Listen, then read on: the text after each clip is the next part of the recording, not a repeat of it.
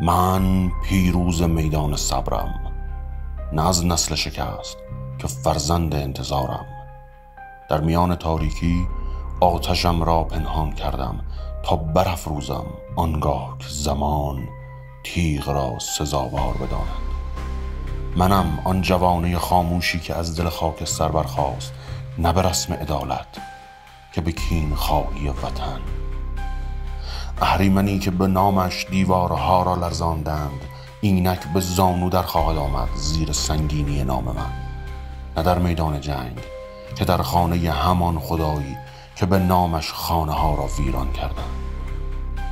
همانجا که گمان میبرند فرشته مرگ مرده است، من سرود تیغ انتقام را سر خواهم داد. من کمر همت بستم به خونخواهی خاموشان، برای آنکه دیده شوند آنان که قرنها در سکوت ماندند. مرا قاتل خواندند، اما خنجرم امضای داوری داشت، نه جنایت که قضاوت دیر آمده تاریخ است. این منم پیروز، کسی که تیغش را از دل فراموشی کشید و با آن شکوه یک ملت را بازگرداند.